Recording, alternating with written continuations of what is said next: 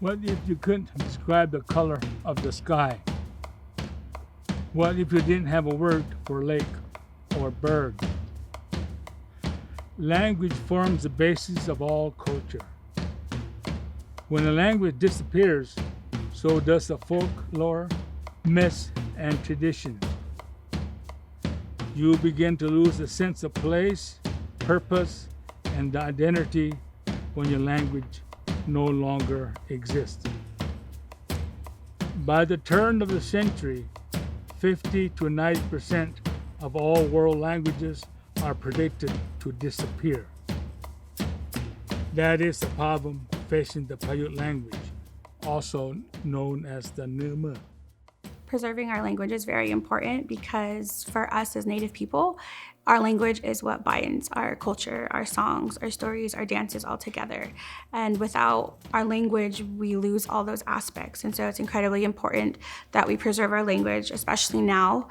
Our language is considered critically endangered, and we have very few fluent speakers left. Probably in Pyramid Lake, Reno Sparks area, I would say there's less than 10 fluent speakers of either Paiute, Washoe, or Shoshone. I didn't realize, as a young person, that I thought everybody would be still speaking, and I hate to see it stop.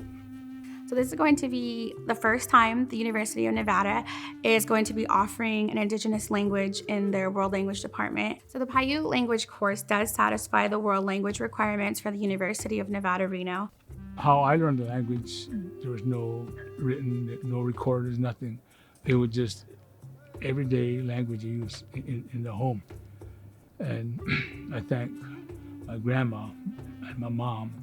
So since first meeting Ralph and just attending his class and then taking one-on-one classes with him during my independent study at UNR, we could become really close over the years, and I see him more like a family friend or grandfather figure in my life. And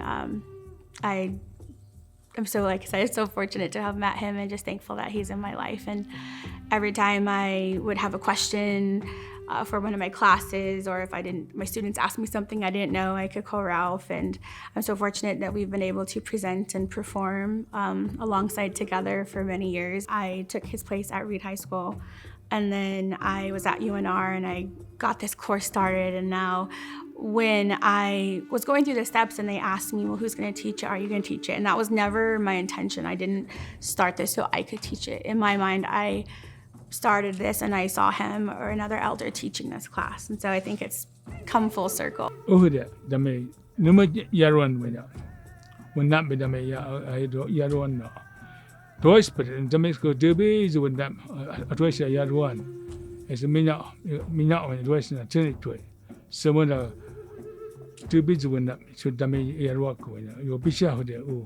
Once I learned language, I always envisioned myself speaking to my son or my daughter in our language. And it gives me good, like last night, he didn't even think twice before he said Pisha Tagano. He said good night, and then he said I love you in Paiute. And so knowing that he's just doing it without thinking about it makes me feel really good that I'm kind of doing my part and passing on what I've learned from elders and passing that on to my child as well.